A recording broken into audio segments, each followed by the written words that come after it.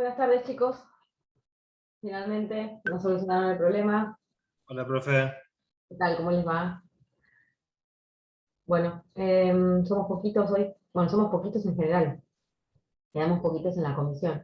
Los que tengan cámara, les pido que lo activen. Así estamos un poquito más interrelacionados. No se hace tan aburrida ni para mí ni para ustedes. Vamos a tratar de interactuar un poco porque la realidad es que el tema de hoy da para que yo pueda chequear si ustedes lo van entendiendo de a poquito. Es un tema pesado, no es un tema fácil, está íntimamente relacionado con el tema que ustedes ya empezaron a ver con el doctor Escarcela, que es las obligaciones dinerarias. Lo que hoy nos toca ver son intereses. Tema muy interesante, valga la redundancia, pero realmente es para prestarle atención, para ir estudiándolo de a poco, para ir comprendiéndolo. No es tan fácil.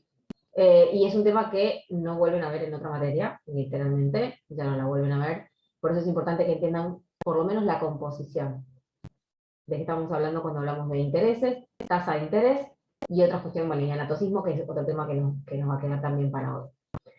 Bueno, vamos a arrancar. Yo les traje un Power meramente orientativo, no tiene grandes explicaciones, no les va a servir para estudiar, pero sí va a servir para esquematizar la clase. Y algunos ejemplitos ahí con algún videito explicativo de cómo se capitalizan los intereses y demás. Que esa es la parte que a mí me parece que por ahí les puede resultar un poco más compleja en cuanto a la comprensión del tema.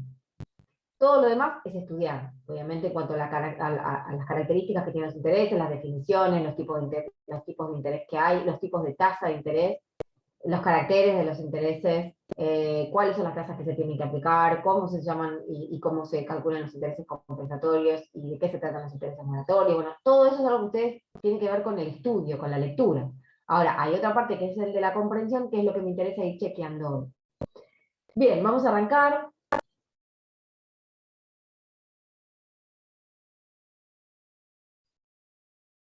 Bueno, la deuda de intereses. Yo les traje acá una definición que es de Jan Vías, que me parece que la pueden utilizar la que quieran, pero pueden utilizarla para la comprensión. Ustedes ya se habrán dado cuenta más o menos que no estamos tomando de forma tan literal ni conceptuales los exámenes. Entonces, que se aprendan de memoria una definición no es la idea. Pero esta definición me parece a mí que trae todos los elementos y los caracteres que caracterizan a la deuda de intereses.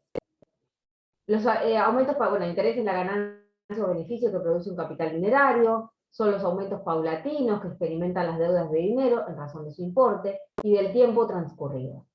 No brotan íntegros en un momento dado, sino que germinan y se acumulan continuadamente a través del tiempo. De una manera muy romántica, ¿no? Y muy bien redactada. Lo que hace Jan Vías es describir, en este caso, cómo funciona el interés.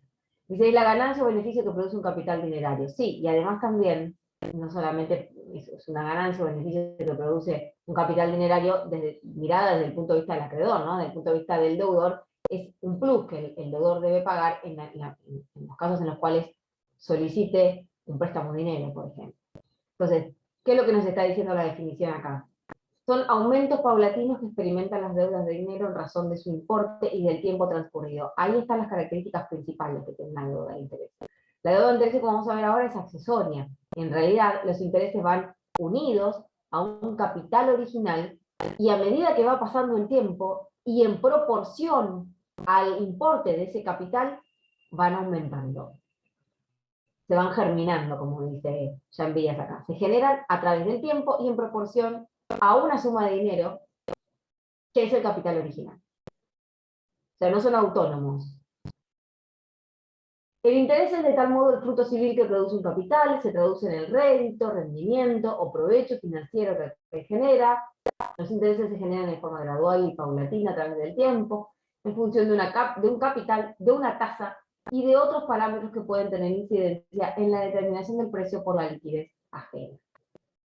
Bien, ¿cuáles son los caracteres? En función de esto, en función de la definición que vimos recién, ¿cuáles son los caracteres que podemos deducir de la deuda de interés? En primer lugar, la pecuniaridad, ustedes ya lo habrán visto, ¿verdad? O sea, la pecuniaridad tiene que ver con el carácter de expresión en dinero de los intereses, en correspondencia estricta con la obligación de dar dinero a la que obviamente, como les dije recién, acceden los intereses. Por otro lado, la porcentualidad. Se expresan en porcentaje los intereses. ¿Por qué? Porque son proporcionales a la obligación principal, como yo les decía, al capital y al tiempo. Son como una medida estándar, dice Pizarro, que el capital debe producir con el transcurso del tiempo. Por el otro lado, la periodicidad, también como les decía recién, no germinan todos de una, sino que se van generando con el tiempo, periódicamente. Los intereses van a madurar con el tiempo, dice Pizarro, porque a mayor tiempo, mayor interés. Y por último, como ya les dije, la accesoriedad. Son accesorios a la deuda principal. Si no existe un capital original, no hay intereses que se puedan generar. Yo no puedo celebrar una obligación cuyo objeto sea únicamente establecer intereses entre actor y deudor, sino que lo que vamos a hacer es hacer nacer una obligación dineraria, y esa obligación dineraria va a generar intereses, ya sea compensatorios, punitorios, moratorios, como vamos a ver ahora, de acuerdo al origen de esos intereses. Bien.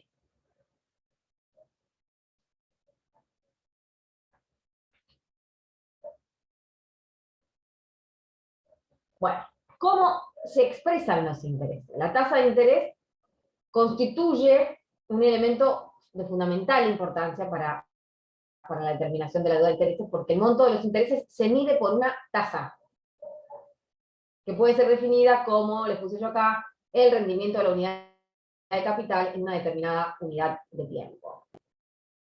Ahora bien, la tasa de interés. ¿Cómo se compone la tasa de interés? Ustedes entienden, ¿no? ¿De qué se trata esto? ¿Lo van entendiendo? ¿Cómo se expresa el interés en una tasa? Se mide de esa manera.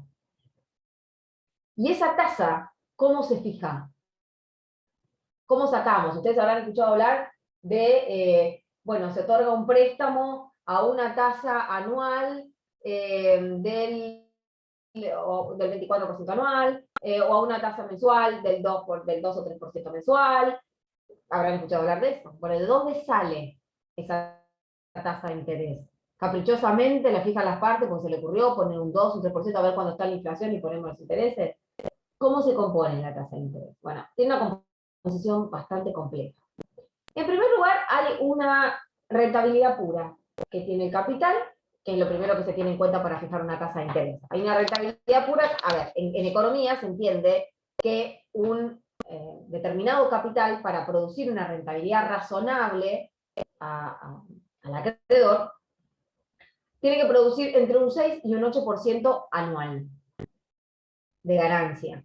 Dentro de esos valores se estima que rinde el capital. Hay un rendimiento de utilidad del capital que se ajusta, obviamente, a parámetros que son aceptables, ¿no?, para una inversión.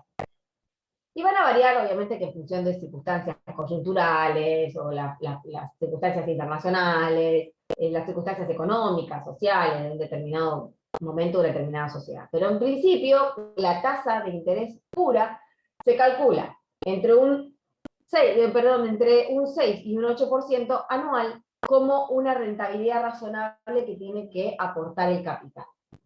Cualquier inversión tiene que aportar más o menos esa rentabilidad anual para considerar que vale la pena hacer. Entonces, lo primero que se toma en cuenta para componer una tasa de interés es la rentabilidad pura del que produce el capital, que más o menos va a andar en estos porcentajes. Ahora bien, ¿es el único? O sea, ¿vieron? Actualmente tenemos alguna tasa que ustedes hayan visto. Estamos hablando por lo menos en pesos. No existe una tasa. Si ustedes, no sé, consultan las bases del Banco Central, por ejemplo, de la República Argentina, o del Banco Provincia mismo, la página del Banco Nación, van a ver que no hay tasas del 6 u 8% anual. Sobre todo se trata de inversiones efectuadas en pesos. ¿Por qué les parece? Porque esta rentabilidad pura no puede sostenerse. ¿Qué les falta? ¿El valor del peso? Por ejemplo, lo expresaste con tus palabras, pero está bien, tiene que ver con la pérdida del valor adquisitivo del dinero. Que eso es una escoria que se tiene en cuenta. que forma parte de la composición de la tasa de interés. Entonces nosotros para el momento de armar una tasa de interés, además de la rentabilidad pura o ganancia que produce el capital, que es la tasa de interés pura, como decía recién, tenemos que tener en cuenta otros componentes que se llaman resacas o escorias, que integra lo que llamamos la tasa de interés bruta o aparente. Esas escorias están integradas por la prima por desvalorización de la moneda, por ejemplo, la tasa de interés como parámetro de ajuste por depreciación de la moneda, es decir, nosotros vamos a tener en cuenta la pérdida del valor adquisitivo del dinero para poder fijar una tasa de interés. Es una forma de cubrirse, en este caso del acreedor, si está fijando la tasa de interés, por la posible pérdida del valor adquisitivo de la moneda en el tiempo que va a operar hasta el momento de que él recupere del todo el dinero. Por ejemplo, en el caso de intereses compensatorios, que son los que se suman, como vamos a ver ahora, a los préstamos en dinero. Entonces, la tasa de interés va a actuar de esta manera como una especie de mecanismo indirecto de reconocimiento de la posible depreciación monetaria futura. Por otro lado, el riesgo cambiario. Bueno, estrechamente, obviamente, ligado con lo que acabamos de decir, a mayor riesgo cambiario, obviamente, mayor tasa de interés, e inversamente, esto explica que, por ejemplo, los créditos, los préstamos otorgados en pesos, la tasa de interés es más alta. ¿Por qué? Porque el riesgo cambiario, el riesgo de depreciación monetaria es más alto. Entonces la tasa de interés es más alta para que el acreedor pueda cubrirse de la pérdida de ese valor adquisitivo. Si el préstamo es otorgado en dólares, que es una moneda más fuerte, que no tiene tantas variaciones y que además nosotros utilizamos como parámetro, la tasa de interés va a ser más baja. Por eso les decía, si ustedes chequean las páginas del Banco Central, del Banco Provincia, del Banco Nación o de cualquier otro banco privado, se van a dar cuenta que no hay tasas del 6 u 8% anual. Sobre todo si se trata de inversiones en pesos. Si estamos hablando de inversiones en dólares, es otro tema. Precisamente por esto, porque tiene mucho menor riesgo de depreciación y tiene mucho menor riesgo cambiario. Bien, por el otro lado, la prima por seguro de insolvencia. Esto tiene que ver con directamente una cuestión un poco más subjetiva con quién es el deudor.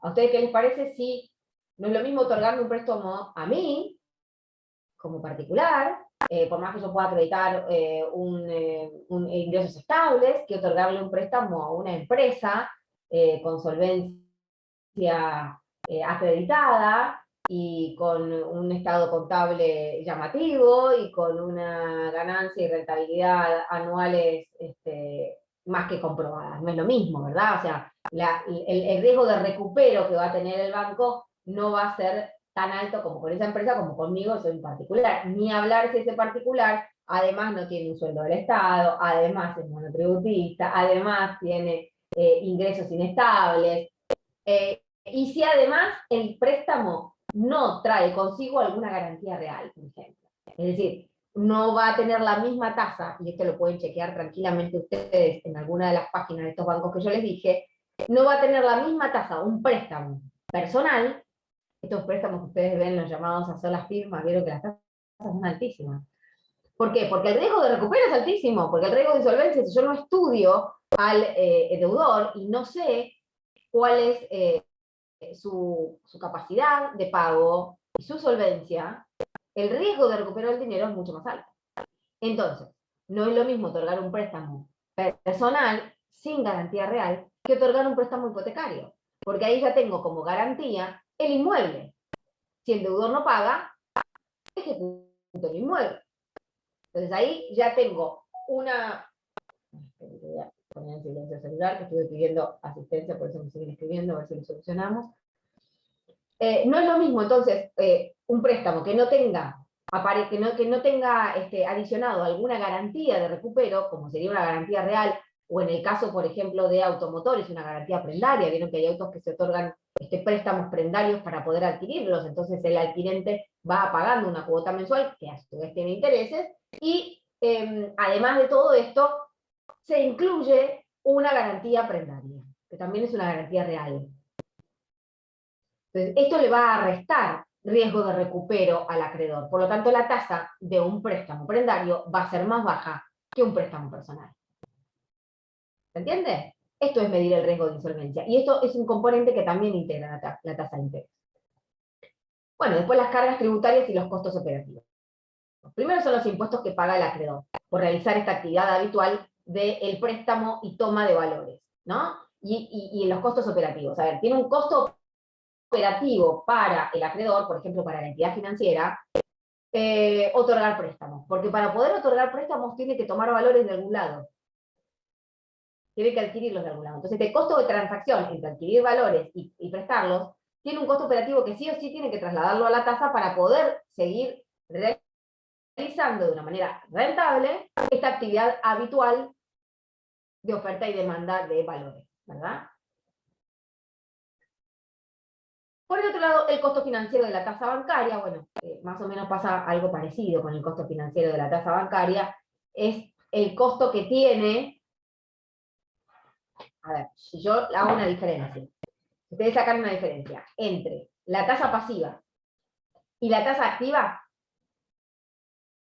que lo vamos a ver ahora, no se asusten que ya les voy a explicar de qué se trata. La tasa activa es la tasa que va a cobrarle el banco a los clientes por los préstamos que le otorga. La tasa pasiva es la tasa que paga el banco por las operaciones de descuento, es decir, cuando la gente hace depósitos, por ejemplo, a plazo fijo en el banco. Bueno, la diferencia entre la tasa activa y la tasa pasiva se llama spread bancario y es la ganancia de la entidad financiera. Esta diferencia entre lo que el banco paga y lo que el banco cobra, hay una diferencia que se llama spread bancario y eso es lo que le da la rentabilidad.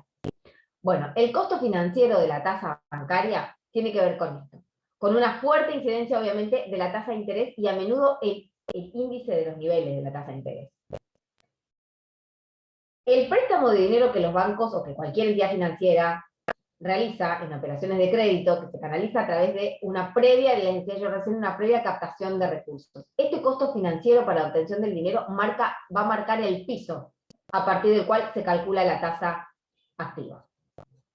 Y obviamente dentro también de las cargas tributarias y costos operativos van a estar incluidas las comisiones que eventualmente tiene que pagar el prestamista para abonar a terceros y lograr la inversión de capital y demás. Todo esto que implica realizar habitualmente una actividad de oferta y demanda y de puesta de dinero y de inversión de dinero va a estar trasladado a la tasa de interés para que pueda ser rentable el negocio, ¿no? De colocación de valores y de préstamo de dinero. Bien, estos son los componentes de la tasa de interés. Ahora, ¿qué tipo de tasa de interés hay? Bueno, hay un montón. Pero básicamente todas están resumidas más o menos en estas que yo les enumeré acá. Primero y principal, la primera que le dije recién, la tasa activa y la tasa pasiva, que son las más importantes y las que primero tienen que estudiar ustedes y las tienen que tener clarísima cómo funciona, porque la tasa activa, les decía yo recién, es la tasa que paga, al contrario, perdón, que cobra el banco por el caso, por las operaciones de préstamo. Si el banco otorga un préstamo, ya sea hipotecario, prendario o personal, va a cobrar una tasa por el préstamo de ese dinero. Entonces, cada una de esas cuotas que ustedes paguen va a tener, además adicionado, además del capital distribuido en tanta cantidad de cuotas, va a tener adicionado, como vamos a ver ahora, un interés. Ese interés se calcula a precio de la tasa activa. El valor que vamos a tener en cuenta es la tasa activa. Si yo quiero saber cuánto me va a cobrar el banco por el préstamo, lo que yo tengo que mirar en la página del banco es a cuánto está la tasa activa. Entonces ya sé que esa es la tasa que me va a aplicar el banco si yo le pido dinero. Después va a variar en función de, como les decía yo recién, si el préstamo es hipotecario, prendario o personal. Ahora, la tasa pasiva es la que el banco paga. Entonces, ¿cuál es la que tengo que mirar si yo quiero hacer una inversión? Si yo quiero poner valores en el banco a plazo fijo, por ejemplo, o cuenta corriente. Bueno, en ese caso, el banco va a pagar una tasa que ustedes van a ver que es inferior a la tasa activa. Es más baja, porque es la que el banco paga. Y para tener una ganancia tiene que haber, como les dije recién, una diferencia entre la pasiva y la activa. Entonces, la tasa que el banco paga es más baja. Y es la que le van a pagar a ustedes si quieren hacer una inversión. También va a tener, obviamente vamos a analizar ahora, tiene su régimen de capitalización, tiene su régimen de aplicación de intereses sobre saldo, es decir, no es que a ustedes no les va a servir porque la tasa sea más baja de inversión, sino que es notoriamente más baja por la ganancia que tiene que obtener la entidad financiera. Bien, la tasa positiva y la tasa negativa. La tasa positiva es la que supera el índice inflacionario y la tasa negativa es la que no lo supera, la que está por debajo del índice inflacionario, que es lo que está pasando actualmente con un montón de inversiones. La tasa de interés nominal y real. Bueno, la tasa de interés nominal es cuando yo obtengo en forma directa esa tasa, ese interés por la inversión. Por ejemplo, si yo tuviera una inversión de 100 pesos, la tasa de interés nominal, si yo pongo, por ejemplo, una tasa de interés nominal del 10%, después del periodo determinado, sea cual sea, el prestamista va a recibir 110 pesos. O sea, por el rendimiento de la tasa es de 10 pesos. O sea, eso es nominal, es lo que se ve. En cambio, la tasa real, la tasa de interés real, es el rendimiento de los fondos expresados en bienes y servicios. Es decir, la tasa de interés real se va a calcular restando la tasa de interés nominal a la tasa de inflación. Y eso nos va a dar la tasa de interés real. ¿Por qué? Porque la tasa de interés real es lo que me va a dar el rendimiento de capital, o sea, cuánto los bienes y servicios que yo pueda adquirir con eso. Lo real, la capacidad adquisitiva que tiene esa rentabilidad, ese dinero.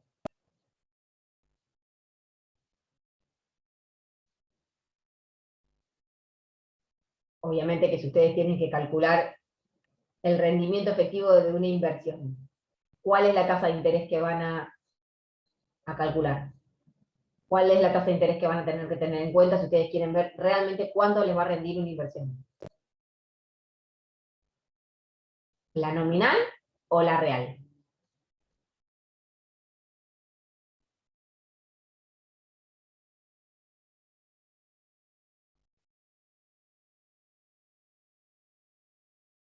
Algo habrán visto con el doctor en la última clase, ¿de qué se llama, de qué se trata el nominalismo? ¿Qué es nominal? ¿Qué es algo nominal? Hay que aprender una luz porque...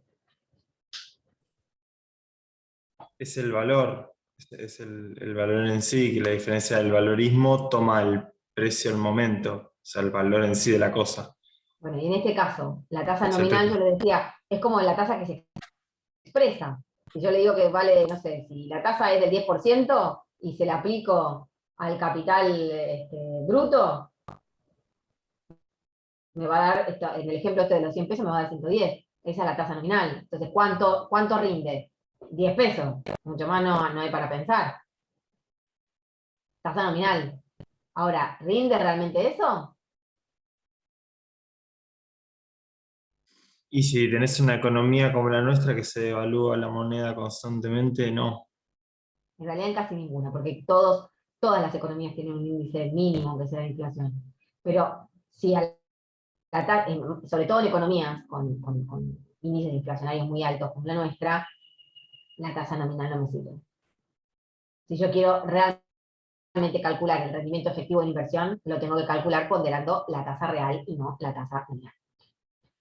Bueno, la tasa de interés simple y compleja y compuesta, perdón, esta sí es importante porque tiene que ver con la capitalización de intereses que vamos a ver más adelante. La tasa de interés simple es aquella que genera el interés en forma exactamente proporcional al capital, al tiempo y a la tasa. Se lo va a calcular de una manera directa desde el comienzo mismo del plazo en que empieza a correr los intereses hasta el momento de la finalización del plazo. Es directa. La tasa compuesta, ahora les traje, yo ya he utilizado en alguna clase un videito que les voy a pasar ahora para explicarles cómo funciona. En este caso, la tasa de interés simple y la tasa de interés compuesta, cómo se calcula.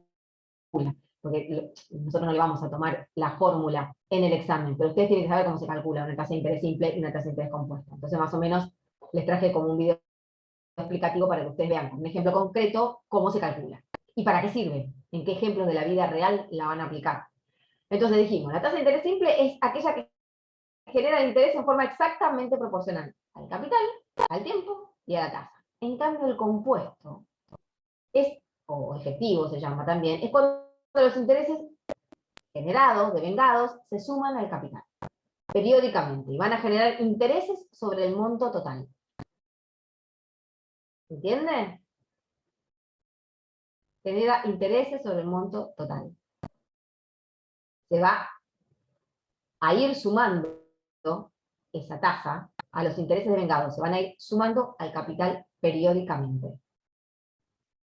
O sea que si tenés 100 y el interés es 1, se va sumando a 101 y los próximos intereses van a ser sobre 101, Exacto. entonces después van a ser sobre 102 y así. Se van a ir sumando periódicamente. A ver, no, porque eso que vos estás escribiendo es la capitalización. La tasa compuesta objetiva cuando los intereses se suman al capital. No es de una, digamos, no es una tasa simple que va a generar interés de forma exactamente proporcional al capital y al tiempo.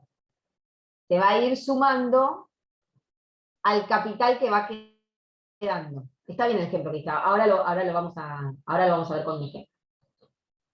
Bueno, después termino de describirles las tasas y lo vemos. Tasa de interés fijo y tasa de interés variable, la tasa de interés directo y la tasa de interés sobresaldo. La tasa de interés fijo, bueno, ustedes ya saben, habrán escuchado seguramente en alguna publicidad incluso, préstamos a tasa fija. ¿Qué es esto de los préstamos a tasa fija? La tasa de interés fijo es aquella que, obviamente como su nombre lo indica, va a permanecer como inmutable durante todo el periodo en el que se aplique. Obviamente que es la que mejor armoniza, ¿no?, con los intereses de acreedor y deudor en épocas de baja inflación y de una cierta previsibilidad económica en la evolución futura que va a tener el costo del dinero. Por ejemplo, la tasa fija es una tasa del 19% anual, por ejemplo, fija. Sabemos que no va a cambiar. Yo tengo que aplicar a mi deuda una tasa de interés anual, por ejemplo, del 19%. Y ya sé cuánto me va a dar. Y sé que no se va a mover de ahí. En cambio, la tasa de interés variable es que aquella que pueda poder, obviamente, experimentar modificaciones. ¿Por qué? Porque se van a tomar como referencia la evolución de otras tasas representativas, por ejemplo, la del índice de precio al consumidor. Entonces, estas son las tasas más apropiadas cuando no se dan las condiciones económicas de estabilidad y de previsibilidad.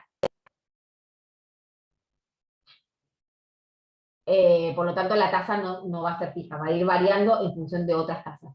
Yo voy a tener que ir chequeando a cuánto está la tasa y a cuánto me están cobrando esa tasa en el préstamo. Bueno, la tasa de interés directo y sobresaldo. Bueno, acá la tasa de interés directo. ¿Cómo se calcula el interés de una operación amortizable en cuotas? El interés es directo cuando se calcula sobre el total del capital adeudado. Sobre el total. Debo 100 pesos y la tasa de interés es del 10%, lo calculo sobre el total, sin tener en cuenta ninguna amortización que pueda irse efectuando de ese capital. La tasa de interés se aplica a toda la deuda inicial por el plazo de la operación. En cambio, el interés sobre saldo se determina teniendo en cuenta el saldo del capital, algo parecido a lo que vos me decías hace un ratito, Diego, una vez efectuada cada amortización. En este caso se va a calcular obviamente sobre un capital que va a ir disminuyendo como consecuencia de los pagos que se realizan. A ver, este es el que más le convendría al deudor, porque si es sobresaldo, a ver, yo tengo 100 pesos y tengo que pagar una cuota de 50 y la otra de 50, una cosa es que el interés se me aplique a los 100 pesos concretos y completos, y otra cosa es que se me aplique sobresaldo. A ver, vamos a hacerlo un poquito más complejo. Si yo esto lo divido en cuotas y tengo que pagar cada una de esas cuotas, supongamos que lo voy a dividir a los 100 pesos en cuotas de 20 pesos mensuales, el interés que se me aplica no es sobre los 100 pesos, sino sobre los 20 pesos. Es decir, me van a aplicar sobre saldo el interés. Por lo tanto, va a ir bajando, porque me lo van a ir aplicando sobre la deuda más chica. ¿Se entiende? Porque yo voy achicando deuda. Entonces me lo aplican sobre saldo. Obviamente establecido esto a tasas nominales, ¿no? La tasa de interés directo siempre va a ser más onerosa para el deudor que la de interés sobre saldo.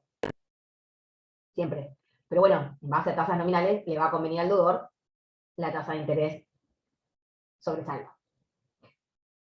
Bien.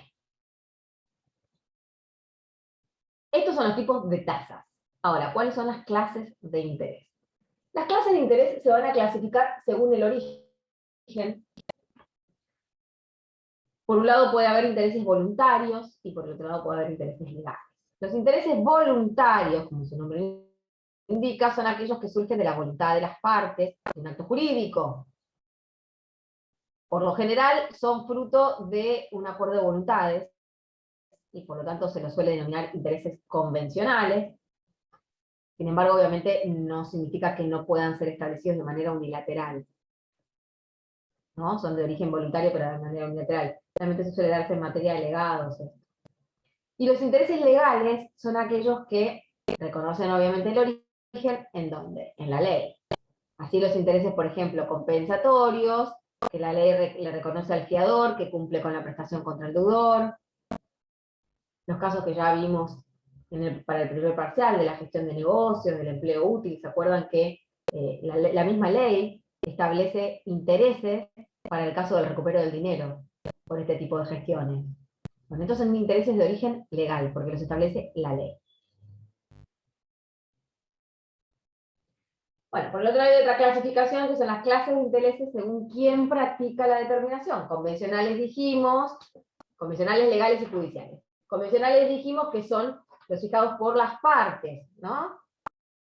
Las propias partes son las que precisan no solamente de dónde vienen, la procedencia del interés, sino también la tasa. Van a fijar las dos cosas, la parte. Van a determinar que existe un interés que se va a adicionar a su obligación, y que además, van a determinar cuál es la tasa de interés aplicable.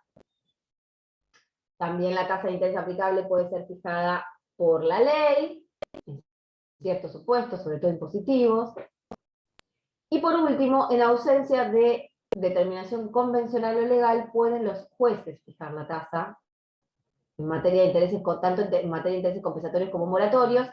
En este último caso, obviamente ahora lo vamos a ver más adelante, van a tener que estar a las pautas que establece el artículo 768, inciso C. Es decir, son intereses judiciales, ¿por qué? Porque los fija el juez.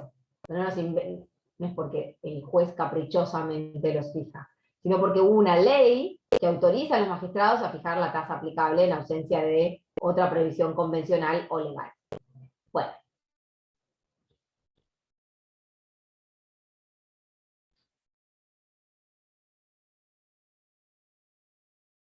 La otra clasificación es la de intereses compensatorios. Esta es importante para ustedes, bueno, todas son importantes, pero esta es un poquito más compleja porque está arduamente regulada en el Código Civil.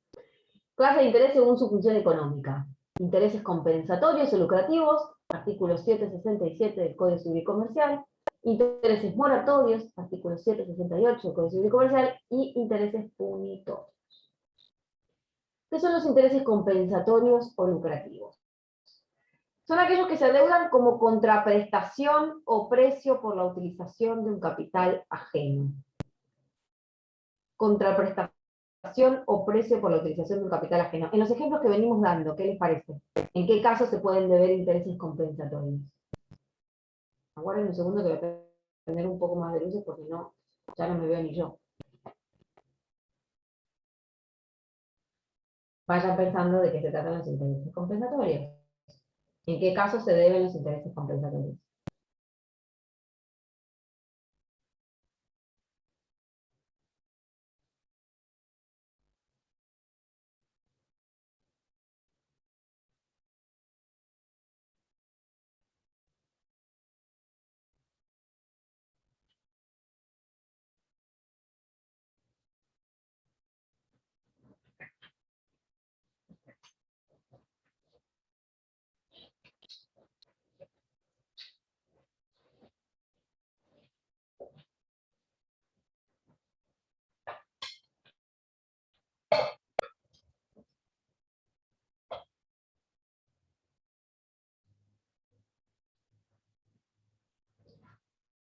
Bien, ¿en qué casos se deben los intereses compensatorios? ¿Qué les parece a ustedes?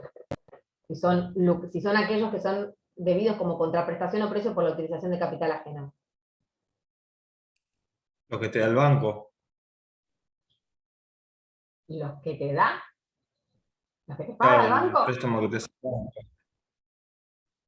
El préstamo que te hace el banco. Entonces, el préstamo que te hace el banco. ¿El banco es el que te paga esos intereses? No, yo se los pago a él. A ver.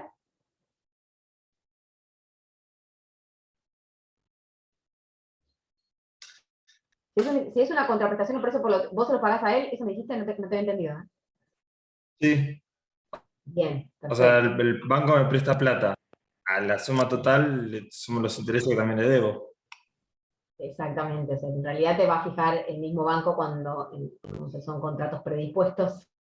En realidad son contratos por adhesión. Lo que va a hacer el banco es decirte cuál es la tasa que ellos tienen y cuál es la tasa que va a aplicar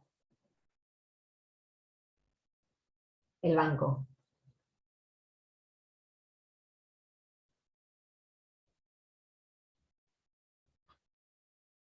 La tasa de interés compensatorio la va a fijar, vos vas a ver cuánto vas a tener que pagar por mes de tasa, ¿no? Generalmente se están fijando mensualmente las tasas en estas cosas. Pero además esta tasa de interés, ¿qué tipo de tasa es? ¿Activa o pasiva? ¿Es la tasa que cobra el banco? ¿Es la tasa que paga el banco? No vas a ser activa. No. Esto es un juego de palabras, yo entiendo que es difícil acostumbrarse, pero es la tasa de interés pasiva, porque es la que paga. Piénsenlo así, pasivo, paga, activo, cobra el banco. Y la tasa de interés activa, por eso la tasa de interés activa es más alta que la pasiva. Entonces, cuando yo estoy hablando de intereses compensatorios, ¿de qué tipo de tasa estoy hablando? ¿Es la tasa que cobra el banco o es la tasa que paga el banco?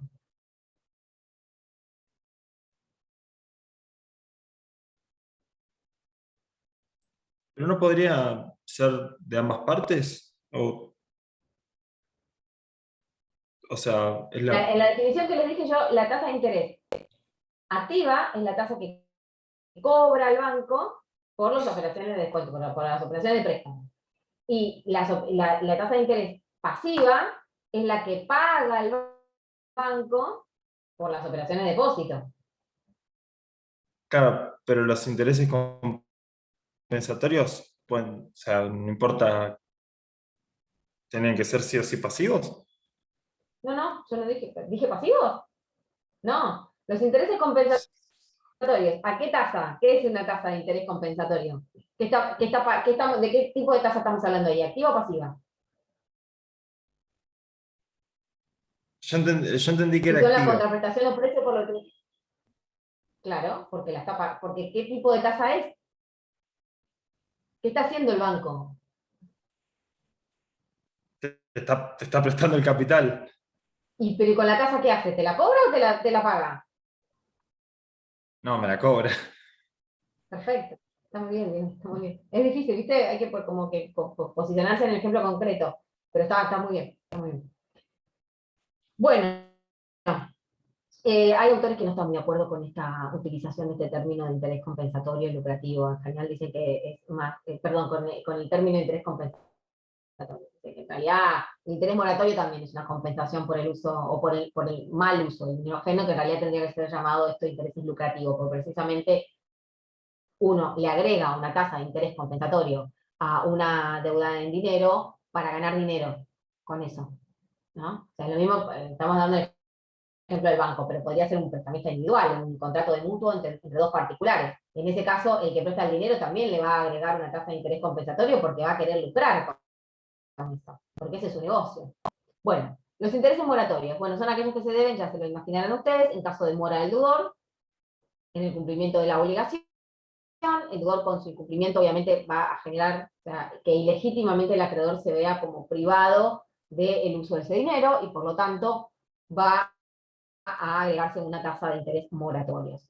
¿Por qué? Porque la tasa de interés moratorio lo que hace es hace las veces de una indemnización del perjuicio, y obviamente que van a requerir para la procedencia del interés moratorio se requiere que el deudor incumpla esa obligación de una manera imputable, ¿no? Objetiva o subjetiva, pero bueno, tiene que ser imputable al deudor el incumplimiento, para poder, lo mismo que cualquier tipo de caso de responsabilidad, atribuirle las consecuencias por el incumplimiento, que en este caso, si es un incumplimiento de una deuda de dinero, va a ser los intereses. Bueno, y por último, los intereses punitorios, que es importante hacer una aclaración acá, hay autores que los identifican a los intereses punitorios, los asimilan a los intereses moratorios, es decir, que en realidad los intereses moratorios no son otra cosa, perdón, los intereses punitorios no son otra cosa que los intereses moratorios pactados. En realidad no es tan así, los intereses punitorios, como dice gran parte de la doctrina, entre esos Pizarro, Rufino, los intereses punitorios no solamente son intereses moratorios convencionales, sino que además llevan un plus, por eso se llaman punitorios, llevan un plus de sanción. Dentro de los componentes de la tasa de interés que vimos recién, los intereses punitorios tendrían un componente que es el de la sanción. Yo lo que estoy tratando de establecer es una tasa de interés lo suficientemente alta y en general proporcionada con la obligación principal para que funcione parecido a qué les parece a ustedes. Parecido a qué instituto que ya estudiaron y que se los tomamos en el parcial. Cláusula penal. A la cláusula penal. De hecho, se le aplican a este tipo de intereses las reglas de la cláusula penal. Entonces, funcionan de esta manera los intereses punitorios convencionales. Por eso es que se dice que no son del todo asimilables a los, que no son simplemente moratorios convencionales fijados por las partes, sino que además, dentro de sus componentes, tienen un aditamento que es este plus de sanción, ¿no? Porque es sancionar, castigar para el caso de un grave incumplimiento, no solamente cualquier incumplimiento. Bueno, vamos a pasar a ver cómo se regulan los intereses.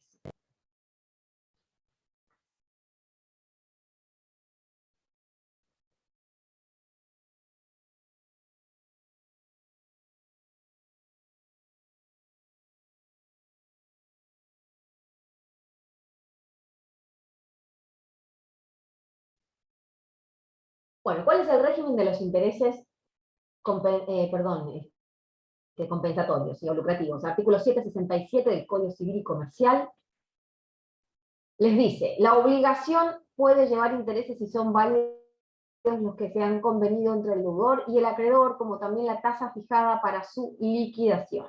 Si no fue acordada por las partes, ni por las leyes, ni resulta de los usos, la tasa de interés compensatorio puede ser fijada por los jueces. Esto le da la regulación, les está hablando del artículo 767, de cómo tienen que establecerse los intereses compensatorios. Como regla general, las obligaciones de dinero no van a llevar intereses lucrativos, ¿no? Es que se presume que toda deuda de dinero lleva intereses lucrativos, salvo previsión convencional o legal en contrario. Es decir, las partes tienen que fijar la tasa de interés compensatoria. Se tienen que establecer que la deuda que pactaron lleva intereses compensatorios. Por ejemplo, en el caso, como decíamos recién, en el caso de un mutuo de préstamo de dinero. En este caso, obviamente, en el contrato va a figurar no solamente que se debe el interés compensatorio, sino además la tasa del interés compensatorio. Estos pueden ser establecidos libre y voluntariamente por las partes, con el solo límite, obviamente, que no pueden resultar excesivos o exorbitantes, contrarios a la moral, las buenas costumbres. ¿Qué pasa con los intereses legales? Los intereses legales compensatorios existen. Hay casos en los cuales, por más que las partes no le hayan fijado a una deuda de dinero un interés lucrativo, la ley lo fija por sí misma. Sí, hay casos en los cuales sucede en el contrato de mutuo. ¿Por qué? Porque aunque no conlleve intereses, se presume que sí los tiene, que sí conlleva compensatorios, porque se presume oneroso, salvo pacto en contrario, que se lo presuma como un préstamo gratuito. En el caso de también, el mismo ejemplo que dimos hoy, con el fiador contra el deudor principal que pagó una deuda. Bueno, en este caso se interpreta, la ley presume que la obligación dineraria lleva intereses compensatorios. Entonces, ¿por qué? Porque en este caso se considera que es importante que el acreedor de esta deuda de dinero sea compensado por aquel que se beneficia con el uso del dinero ajeno, mediante, obviamente, el correspondiente reconocimiento y el pago de los intereses.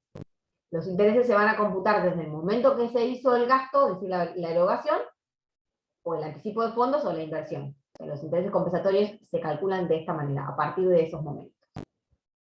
¿Qué pasa con los intereses moratorios? Bueno, los intereses moratorios están regulados por el artículo 768 del Código Civil y Comercial. Es uno de los artículos más complejos que tiene este tema. No porque porque sea difícil de entender, sino porque es importante que ustedes lo tengan presente cuando hablen de intereses moratorios. ¿Por qué? Porque son los más polémicos, ¿no? Los más difíciles, los intereses moratorios, pues son aquellos que se deben para el caso de incumplimiento, cuando ya hay un desfasaje en el destino natural que tiene una obligación que nace para ser cumplida. Entonces, en estos casos hay que tener presente una regulación mucho más específica, ¿no? y mucho más rigurosa de la ley. A partir de la mora del deudor, dice el artículo 168, el deudor debe los intereses correspondientes. ¿Y cómo se determina la tasa? Así como los intereses compensatorios se deben a partir del momento en que se realiza el gasto, se anticipan los fondos o se realiza la inversión, los intereses moratorios se deben desde el momento de la mora del deudor, que ustedes ya saben, recontra saben a partir de qué momento se produce. Una de las consecuencias de la mora, ¿se acuerdan? Era que comenzaba a correr el curso de los intereses de las deudas minerales. La deuda se va a determinar ¿por qué? Por el acuerdo de las partes, la tasa, perdón, se va a determinar por el acuerdo de las partes, por lo que dispongan las leyes especiales, y el subsidio por las tasas que se fijen según las reglamentaciones del Banco Central.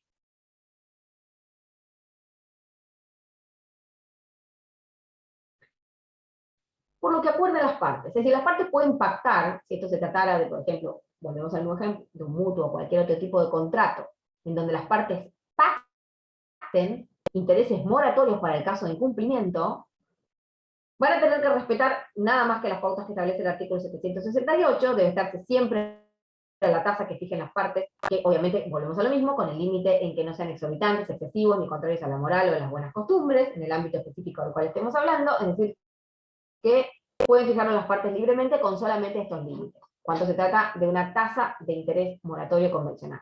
Ahora, cuando no hay tasa de interés moratorio convencional, puede haber una legal por el solo hecho de deber dinero, sí. Hay tasas de interés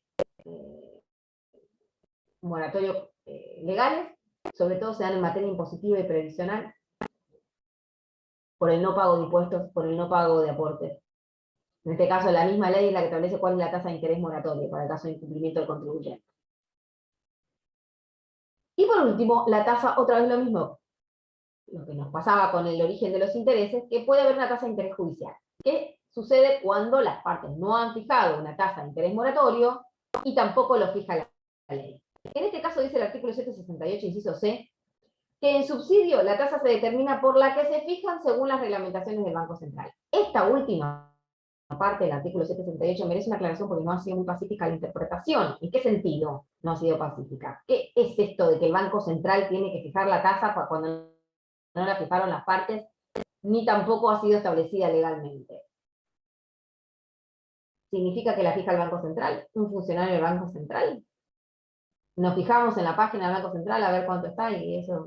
No. La realidad es que lo que, digamos, el acuerdo más íntegro que se ha dado en la doctrina es que los fijan los jueces. Cuando no hay tasa de interés moratorio fijado por las partes, ni tampoco interés legal, los fijan los jueces. Pero, ¿cuál es el parámetro que van a tener en cuenta los jueces para fijarla? Cualquiera de las tasas que fijen las reglamentaciones del Banco Central de la República Argentina. Eso es lo que quiso decir el artículo, o lo que se ha interpretado, ¿no? Se ha consensuado en forma casi unánime por la doctrina que quiso decir el 768, inciso C.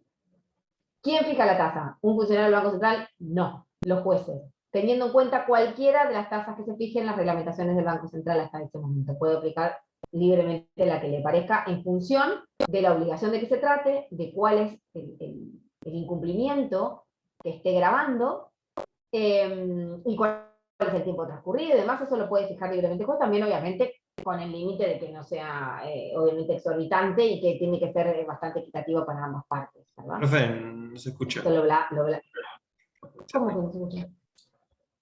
¿A partir de qué momento no me escuchaste?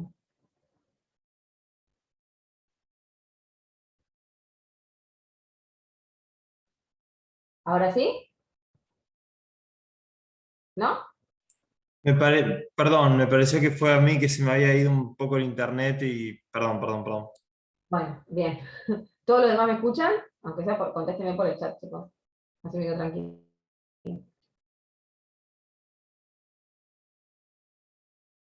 Bueno, seguimos.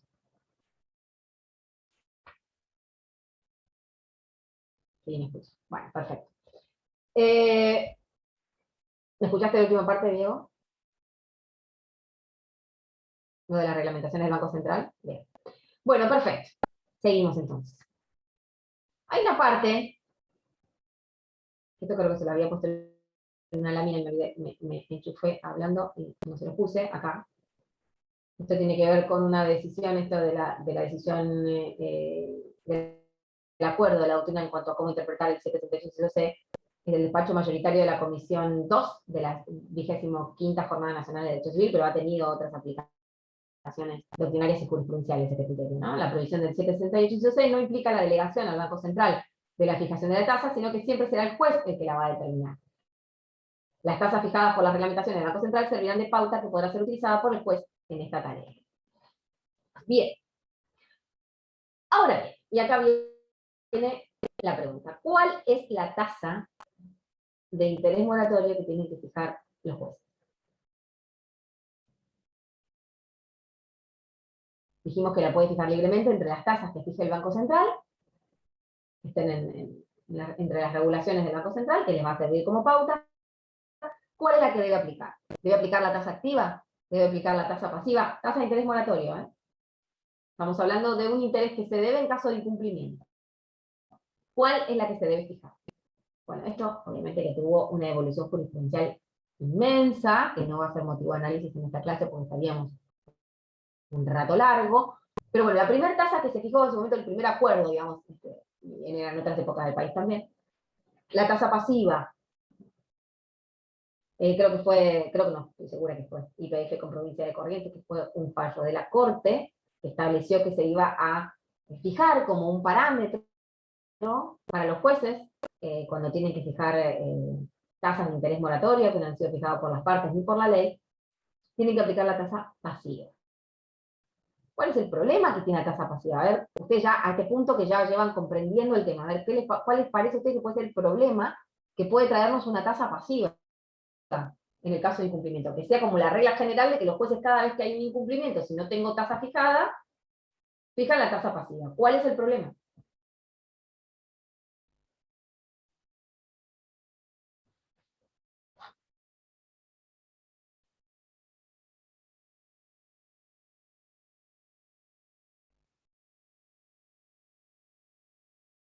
La tasa pasiva dijimos que es la más baja, ¿no? Porque la tasa pasiva siempre está representada por lo que el banco paga por las operaciones de depósito. Entonces siempre es la más baja. ¿Qué pasa si los jueces, para poder aplicar una tasa de interés moratorio, empiezan a fijarse en las tasas pasivas, según las previsiones que informa el Banco Central o cualquier otro tipo de banco? El banco oficial, en caso de que sean jueces de provincia, van a ser el Banco Provincia, en caso de que sean jueces de nación, va a ser el Banco Nación.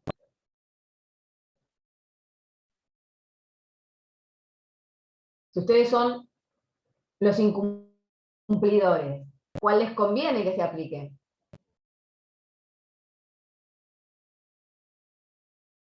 La tasa pasiva, claramente. Entonces, ¿qué traía esto aparejado? Primero, multiplicó la litigiosidad porque, obviamente, al deudor le convenía ir a juicio y estirar el pago de la deuda, porque se le iba licuando, ¿no?, el pasivo por la dilación temporal que llevaba, no solamente el no pago, sino también la resolución del conflicto, la resolución del juicio. Entonces no generaba esto mucho incentivo para cumplir. Perjudicaba obviamente al acreedor y producía un incremento en los niveles de litigiosidad. Entonces se empezó a fijar como otras pautas. Bueno, la tasa pasiva más un plus, la tasa pasiva más el 2% mensual, la tasa pasiva más esto. Después hubo un periodo en que se estableció, sí, muy cortito, la tasa activa, que era una forma también de aplicar esto, no llegar a un interés punitorio, pero sí aplicarle un elemento de sanción, ¿no?, a esto del incumplimiento. ¿Por qué? No solamente por el incremento de la litigiosidad, sino porque había muchos casos en los cuales el acreedor no era la parte más vulnerable, como por ejemplo el caso de aquellos acreedores a una indemnización de daños y perjuicios, por ejemplo. Las compañías de seguro les convenía más no cumplir que cumplir, porque iban pedaleando la deuda. Les convenía no arreglar el juicio, estirarlo, dilatarlo, porque total, a la larga, el interés que se le iba a aplicar por el interés moratorio que se le iba a aplicar era la tasa pasiva. Se empezó a aplicar como una especie de incentivo para obligar más al deudor a cumplir la tasa activa. Estamos hablando de tasa judicial, de tasa de interés judicial, cuando la tiene que fijar el juez. No se pongan a pensar que cuando hay un incumplimiento de parte del deudor a un crédito hipotecario, por ejemplo, vamos a estar discutiendo estas cuestiones. No, ahí ya está fijada la tasa de interés. Ahí ya no hay nada que hablar. Pero cuando no está fijada convencionalmente, ni tampoco lo establece la ley, lo tiene que establecer el juez. Bueno, ¿cómo? Entonces, la discusión era tasa pasiva, tasa activa, ¿castigamos al deudor por no cumplir? ¿Lo castigamos un poco más con la tasa activa? ¿O buscamos una solución más armonizadora con la tasa pasiva? La tasa pasiva ha tenido infinidad de variantes, entre eso creo que la última es la tasa pasiva más alta que paga el Banco Central, que paga, perdón, el Banco Provincia, que era la tasa de BIP, la de home banking. Después la tasa pasiva más un plus, la tasa pasiva más alta que paga el Banco Central más un determinado porcentaje. Bueno, esto ha tenido una evolución jurisprudencial que ya le dije que lamentablemente no puede ser motivo de esta clase. Pero la realidad es que ha ido evolucionando la jurisprudencia en función de las necesidades y en función de esto que les decía yo hace un rato, el incentivo que es necesario otorgarle al deudor para que cumpla, para que no le convenga ir a juicio y pagar los intereses moratorios y pedalear la deuda en vez de pagarla en el momento oportuno. ¿Bien? Bien.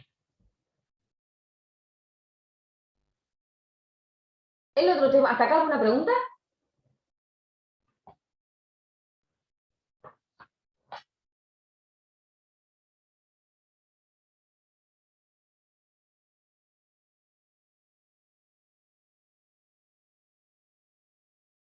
Bueno, vamos a arrancar con el otro tema que es anatocismo.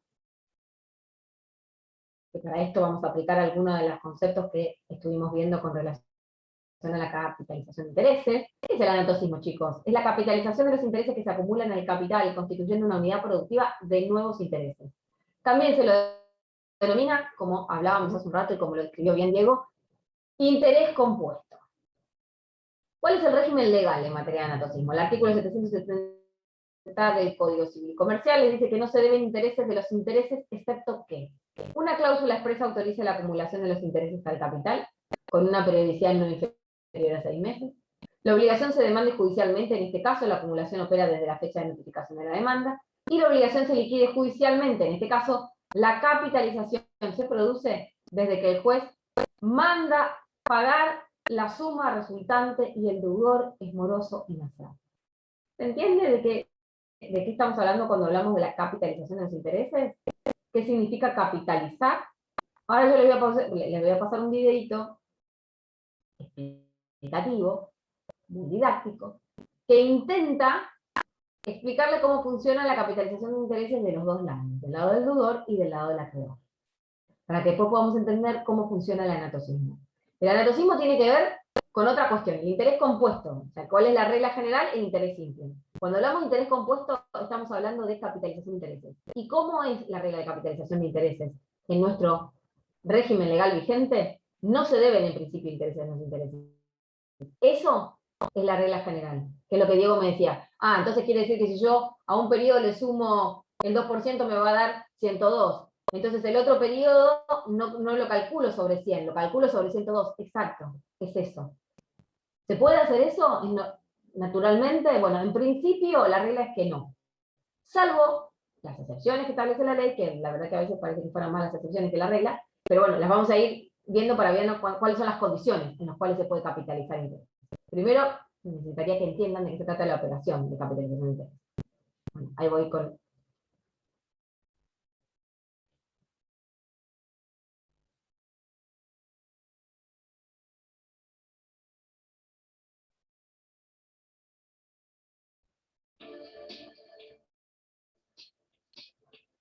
Cuando muchas personas no tienen suficiente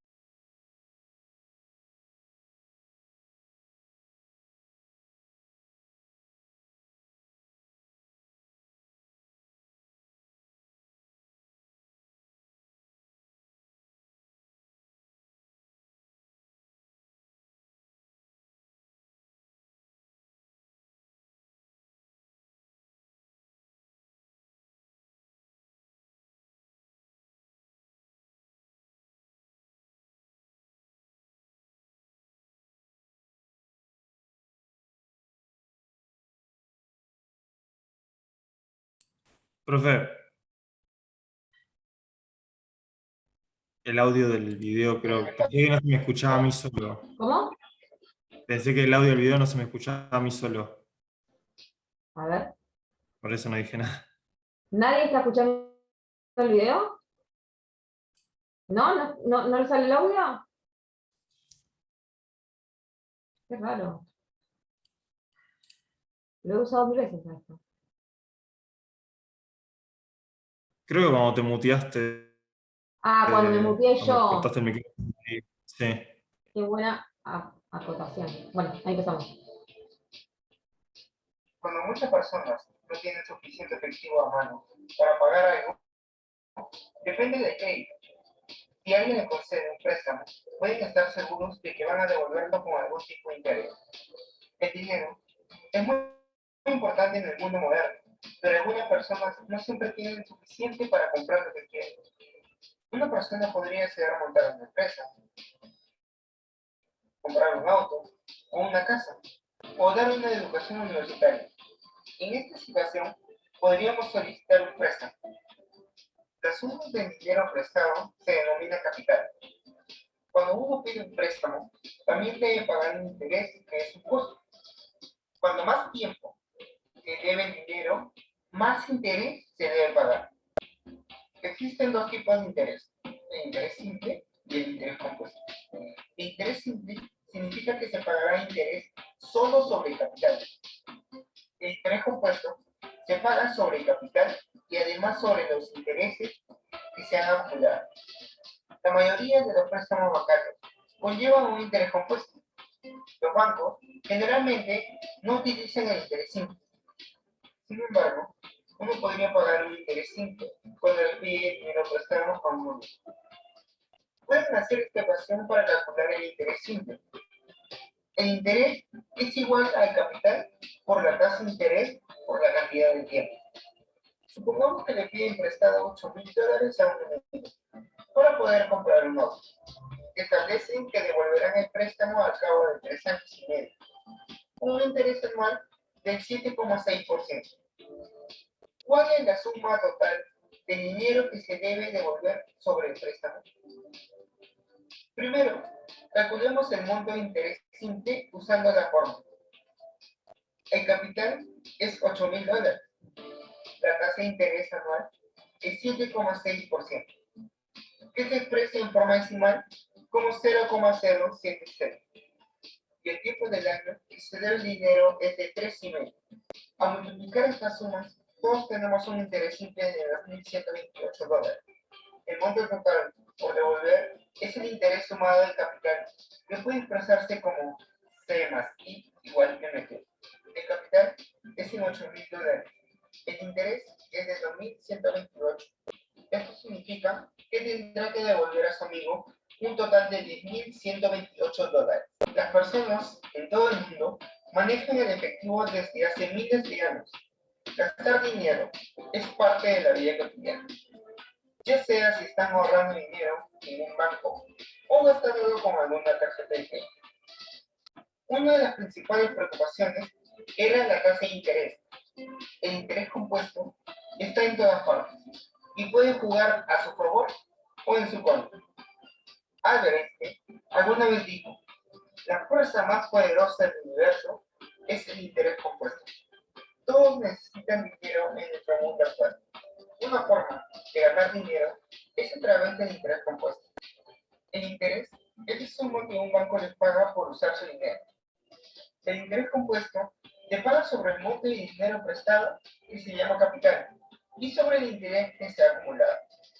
El interés compuesto es una excelente manera de aumentar los ahorros.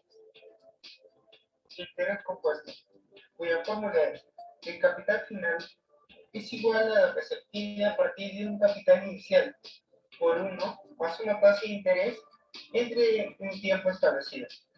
Supongamos que tengamos un capital de $80,000 al cabo de 3 años y una tasa de interés compuesta anual del 4%. ¿Cuál es el capital final? Aplicamos la fórmula. Capital final será igual al capital inicial. 80,000 por 1 más R es cuando el tiempo esté en años. es 0,04, 4 entre 100, elevado al tiempo, que es 3. 0,04 más 1 es igual a 1,04, elevado al cubo es 1,124,864, multiplicado por 80.000 es igual a 89.989,12 dólares, capital final después de 3 años. Bueno, medio china la última fórmula, pero es así como se calcula. Si ustedes lo sacan es facilísimo, yo después esto se los paso y si la sacan es facilísimo. Así es como se capitaliza. Una cosa es el interés simple y otra cosa es el interés compuesto. ¿Vieron que el interés simple es facilísimo? Que lo que naturalmente en el inconsciente colectivo está, que es el interés de una suma de dinero. Lo aplicamos en forma directa en proporción al tiempo. Listo, ya está. Ahora, el interés compuesto lleva otras cuestiones porque además se tiene que aplicar sobre el interés que ya se aplicó. El interés del interés. Por eso que se aplica una fórmula un poco más compleja. No, vuelvo a lo mismo, no le vamos a tomar la fórmula en el examen ni mucho menos. Es simplemente para que sepan diferenciar de qué se trata el interés simple y qué es la capitalización de los intereses. Y por qué es tan peligrosa si una la permite de manera irrestricta. En la época del Código de Vélez el anatocismo tenía excepciones mucho más rigurosas, ¿no? Estaba más prohibido. Pero ahora se permite por periodos más cortos de tiempo, como en el caso de los 6 meses. A ver, el Código Civil y Comercial, voy a volver a el artículo 78.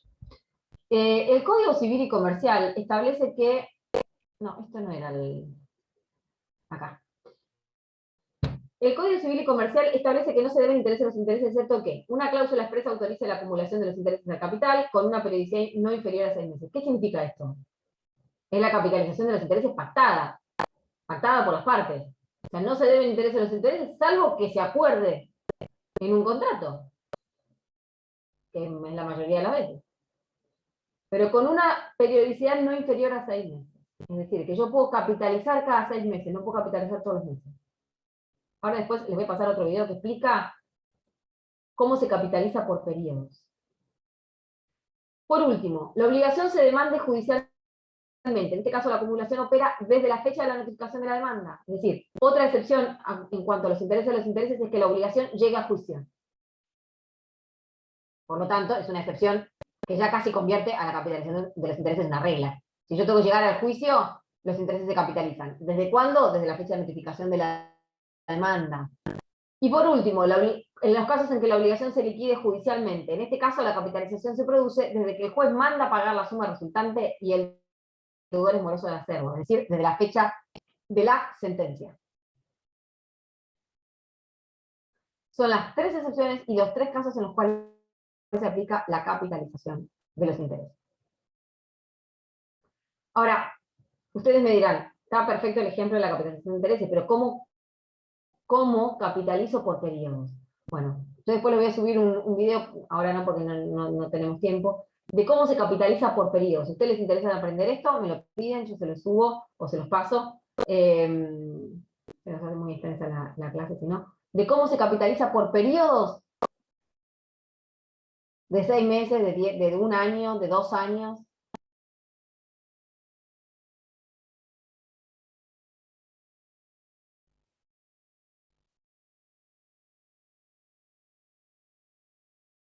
Bien, ¿hasta acá alguna pregunta?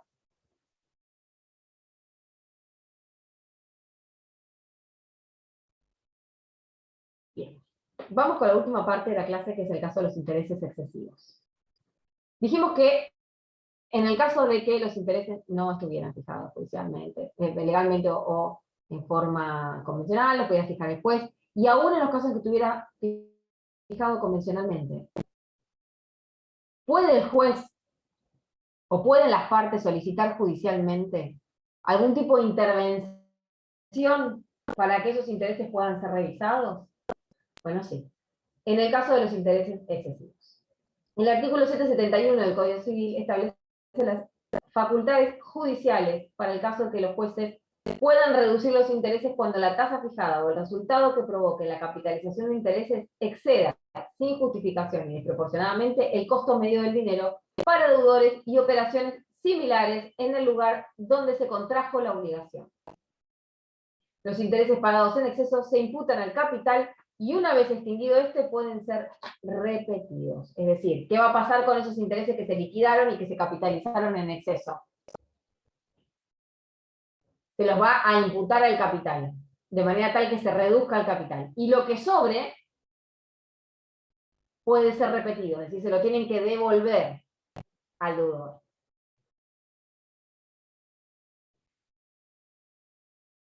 ¿De qué nos habla el artículo 771? Les dice que los intereses pueden ser reducidos por los jueces cuando la tasa fijada o el resultado que provoque la capitalización de interés. Es decir, cuando la tasa es muy alta o cuando el resultado de la capitalización de esta operación que vimos recién exceda sin justificación y desproporcionadamente el costo medio del dinero. ¿De qué les parece a ustedes que habla el artículo 771 cuando dice el costo medio del dinero? ¿A qué se refiere?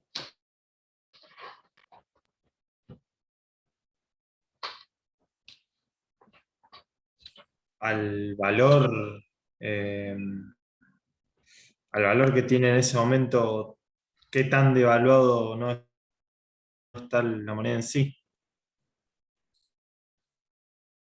No, por ahí no. Porque ¿qué es el costo medio del dinero?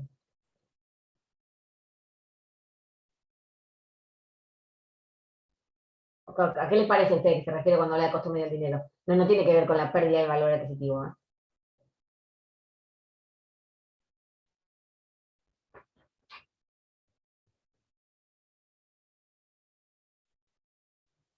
¿Cuándo pueden considerar ustedes una tasa o el resultado de la capitalización de intereses excesivo? Si ustedes fueran jueces, pónganse en ese rol. Y ustedes tienen que analizar una tasa o la resultante de la capitalización de intereses. ¿Cómo les parece a ustedes que les pueda resultar excesivo eso?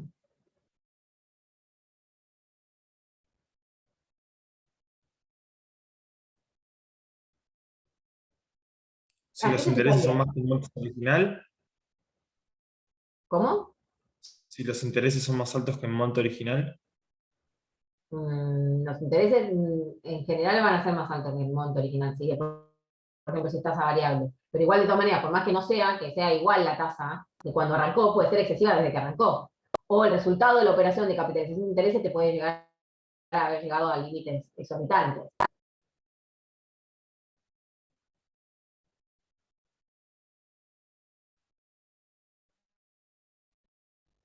¿Qué les parece a ustedes? Si ustedes fueran jueces y dicen, a ver, che, esta tasa está pasada, ¿en qué se van a fijar?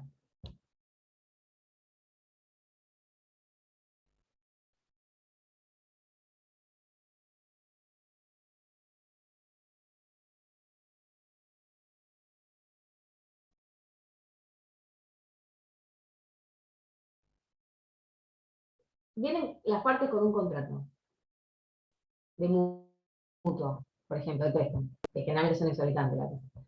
Bueno, viene con una tasa muy alta y viene una de las partes y te plantea, dice, no, yo no puedo pagar esto porque la tasa, el resultado de la capitalización de intereses, con esta tasa me dio una suma exorbitante que no puedo ni debo pagar porque más allá de que los intereses, por ejemplo, compensatorios, se establecen para un nivel lucrativo, yo esto no lo puedo pagar porque es producto de una tasa abusiva. O en el caso de los moratorios, estaba fijado para el caso de los moratorios, esto es un contrato en donde la parte más vulnerable soy yo, y para el caso de los moratorios estaba fijado una tasa de interés excesiva. Supongamos me retrasé, no sé, 2 días y en realidad la tasa de interés no es tan moratoria, sino más bien punitoria, pues excesiva. Voy y le planteo, bueno, ustedes como jueces, para saber si la tasa es excesiva, ¿en qué se van a fijar?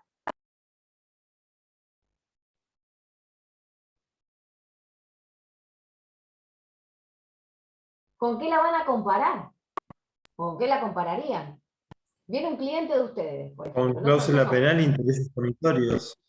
No, porque ahí está bien, vos decís, bueno, está bien, para el interés que te fijaron acá, la verdad que más que un interés es una cláusula penal, porque es excesivo, exorbitante, punitario, todo lo que vos quieras. Pues puede haber sido una tasa de interés moratorio como puede ser compensatorio también. Los jueces van a reducir los intereses, dice, la tasa fijada o el resultado de lo que resulte de la capitalización de intereses. Pero en este caso, los intereses excesivos. Vos le decís, bueno, sí, la verdad que esto se parece más a una cláusula penal que... Bueno, perfecto. Pero vos, ¿cómo sabés eso? Pues la tasa te dice el 5% mensual. ¿Y vos cómo sabés que es alta? Que es excesiva, que es exorbitante. ¿Con qué la comparás?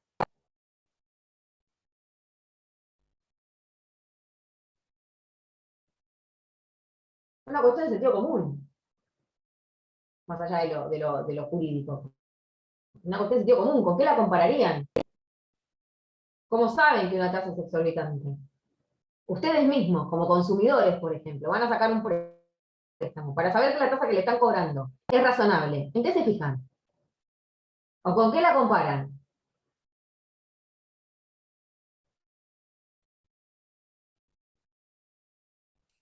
Creo que ya lo dije, A pero ver, que capaz que compararía no con te el monto escuché. original, pero ¿No? la verdad no sé. El monto original ya te dio mucho. Es lógico que ya te dio mucho y todos nos vamos a dar cuenta, después se va a dar cuenta, vos te vas a dar cuenta. Ya te dio mucho porque por algo llegaste a pedir la intervención judicial. Pero si el juez, o sea, pero vos como consumidor, o el mismo juez, para ver si vos tenés razón, ¿en qué se va a fijar? ¿Con qué lo va a comparar? Por eso te puse como ejemplo a vos mismo. Si vos como consumidor, o sea, el juez no deja de ser un ciudadano que vive en una realidad negocial y una realidad económica, entonces, ¿con qué lo va a comparar? Con lo mismo que compararía cualquier persona con sentido común.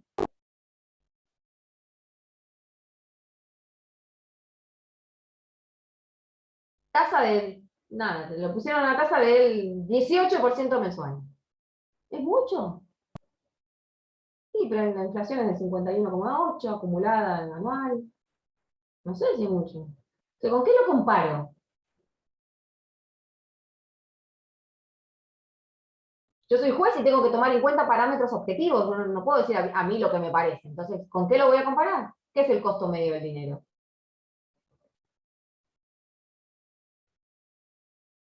Con otras tasas, chicos. Con las tasas de mercado en el mismo tiempo para operaciones del mismo tipo y deudores de la misma condición. Con tasas de mercado.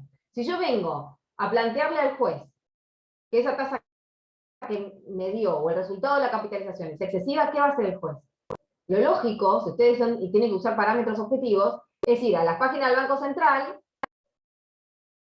o si son jueces, como les decía yo, si son jueces de la jurisdicción de provincia, van a ir al Banco Provincia y van a ver qué tasas de mercado que están en el mercado, o incluso tasas de banco privado, por ejemplo, según de qué tipo de deuda y obligación estemos hablando, se aplicaban en el mismo tiempo en el que nació la obligación de estas partes que te están diciendo esta tasa que me pusieron es altísima.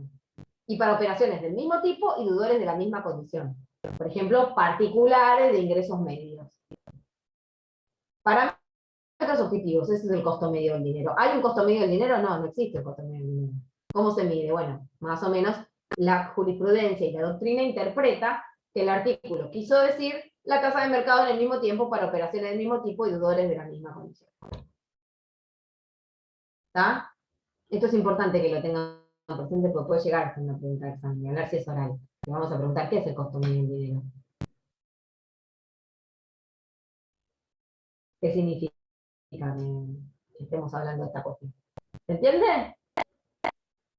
Bueno, para terminar de redondear el tema, si quieren, se quedan 5 minutos más y les pongo el videito de capitalización de intereses por periodos, que después si lo necesitan para repasarlo me lo piden. Insisto, no vamos a tomar esto en el examen, es simplemente para que ustedes tengan graficado qué es lo que vieron en la clase de hoy y lo puedan aplicar a un ejemplo práctico, porque lo van a usar todo el tiempo en la profesión, para poder calcular de qué, cuando tengan que hablar de ustedes de capitalización de intereses, o cuando tengan que armar un contrato de mutuo, o cuando, para ir a sacar un crédito ustedes, para sacar una cuenta, mínimamente tienen que saber cómo se capitalizan los intereses por periodos y si se los capitalizaron bien o mal a ustedes o a sus clientes. ¿Tá? Bueno, ahí voy y con esto ya cerramos, porque estamos repasados del horario, pero bueno, arrancamos muy tarde.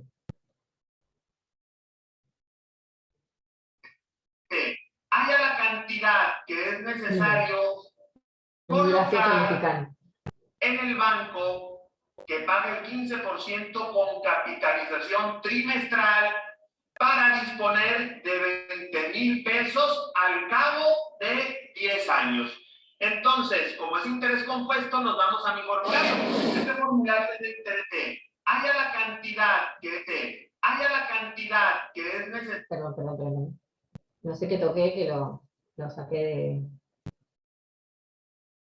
Este ejemplo es con una capitalización de intereses trimestral.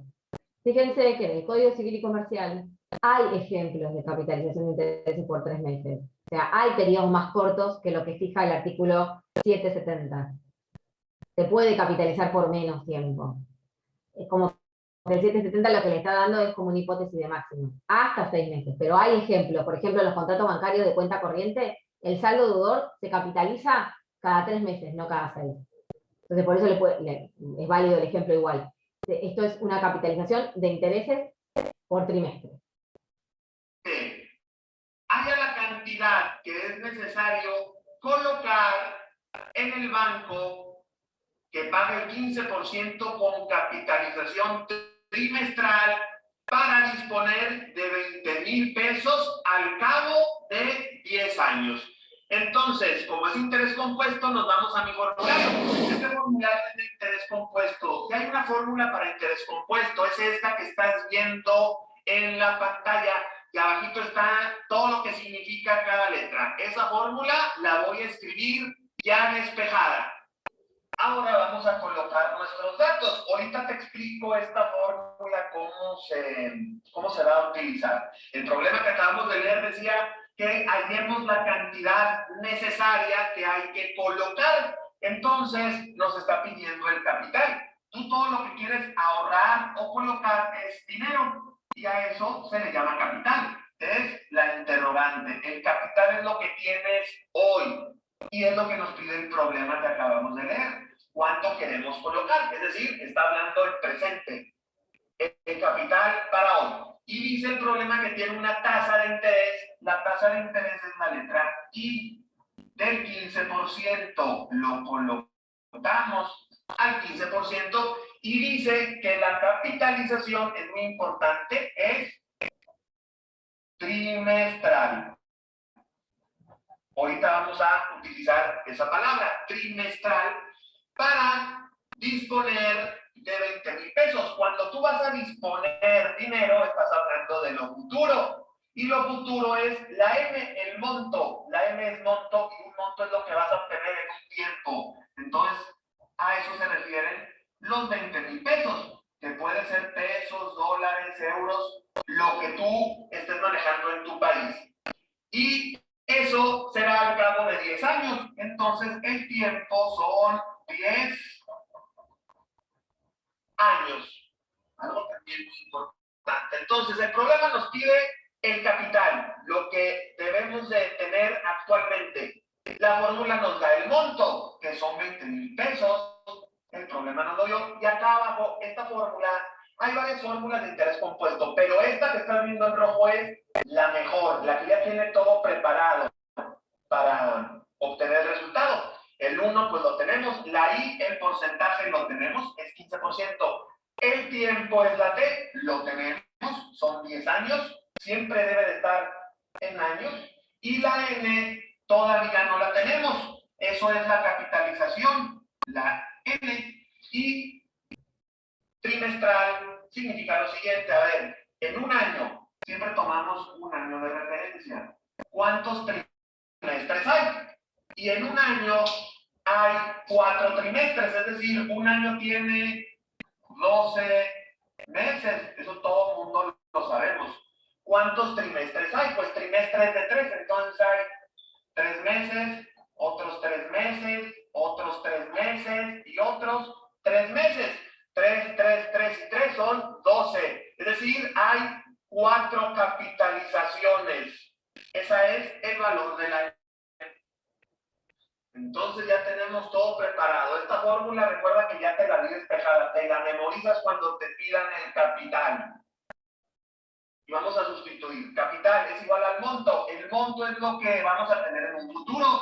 Decía el problema que en 10 años obtendremos 20,000 pesos. Eso es lo futuro. El monto, 20,000. Abajo hay un paréntesis. Siempre empieza con un 1, más el interés es del 15%, pero muy importante, siempre en esta fórmula los intereses hay que dividirlos entre 100. Es decir, ¿cómo se quita un porcentaje en matemáticas? Dividiendo entre 100. 15 entre 100 nos da 0.15. Importantísimo. Entonces el interés se mete en decimal. 0.15. La M es 4, porque recuerda que en un año hay 4 trimestres. Lo colocamos. Y acá se multiplica la n por el tiempo. Vamos a hacerlo aumentar. La n por el tiempo, es decir, 4 por 10, porque así dice la fórmula. NT, dos letras juntas en matemáticas indica multiplicación. NT están juntas, multiplicamos la n por t. 4 por 10, 40. Y vamos a ir resolviendo. Nos queda arriba el 20,000. Y abajo, en paréntesis, vamos a decir 1. Y para hacerlo de paso en paso, pues hagámoslo así. En la calculadora dividimos 0.15 entre 4. Y la calculadora nos da 0.0375. Es muy importante que tomen todas las décimas. 0.15 entre 4 es esto que estoy señalando. Todo a la 40. Ahora sumamos el paréntesis. 1 más 0.0375, 1 más esto. Y ahora vamos a resolver el paréntesis a la 40. Aquí tengo mi calculadora, la encendemos, colocamos este paréntesis, las calculadoras científicas traen el paréntesis, colocamos el valor de adentro, 1.0375, cerramos paréntesis, y el 40, como es un exponente, es un número chiquito arriba, se coloca con este pico. Este pico significa que el número que se va a anotar a continuación va en pequeñito. Es un pico para arriba. Y colocamos el 40. Y eso es lo que nos va a dar abajo. Le damos igual. Y esa es la cantidad. Por lo menos anotamos 4 décimas. Dice 4.3603. Lo anoto a continuación. Y ya que tenemos una fracción, dividimos fácilmente 20,000 entre 4.3603 en la calculadora y nos da como resultado que el capital redondeando es 4,000 en pesos, 4,586 pesos.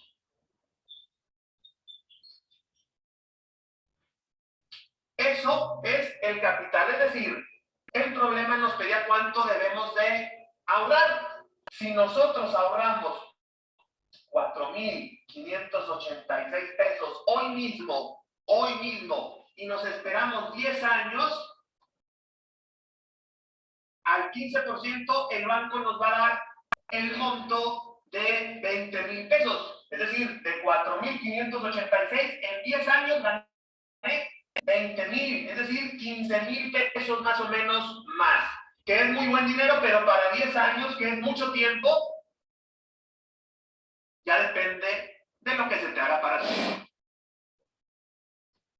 Bueno, esto aplicado al revés es la capitalización de intereses para los deudores también. Si esto, en vez de pensarlo como una colocación de capital, lo piensan como lo que el banco les cobra, capitaliza esa cantidad que les dio al final de 4,586 cada 4 meses. Esa es la capitalización de intereses. Ese es el resultado de la capitalización por periodos. Eso es lo que el código permite que hagamos. ¿Se puede capitalizar? Sí, en los casos previstos por el código y por los periodos que establece el código. ¿Está? Tienen que leer, tienen que repensar el tema, tienen que refrescarlo, tienen que discutirlo, pero bueno, más o menos estas son las herramientas que les puedo dar para introducirlo. O sea, por eso les dije, era un tema pesado, es un tema que requiere comprensión, para no hablar de memoria del tema, requiere comprensión. Que se involucren, que lo piensen, que lo estudien con un ejemplo, que si no lo entienden nos vuelvan a preguntar y les ponemos un trabajito, un video, un ejemplo, lo que sea, pero necesitan bajar el tema a la realidad para poder entenderlo. Debe ser de dinerarias, creo que es la parte como más compleja, digamos, de entender. Pero no es difícil. Una vez que arrancó, arrancó. Y en el examen no le vamos a pedir que hagan un ejercicio de capitalización de intereses, ni mucho menos, pero sí que sepan qué es y cómo se capitalice, qué significa que se capitalice por periodos. Y por qué tenemos tanto cuidado de establecer una regla de que no se deben intereses de intereses, salvo los casos exceptuados por el código, que ustedes, como verán, pareciera que fueran más las excepciones que las reglas, pero bueno, en estas condiciones. ¿Alguna pregunta? Miles se les van a aparecer cuando empiecen a estudiar el tema, pero bueno, para eso estamos, quedan abiertos los canales de consulta presencial con los doctores y conmigo por vía de la plataforma y de mail. Bueno, chicos, nos recontra pasamos del horario, pero bueno, se lo merecen porque nos activaron súper tarde. Toda la suerte del mundo y nos vemos el jueves que viene. Gracias. Chao, profe. Chao, chao.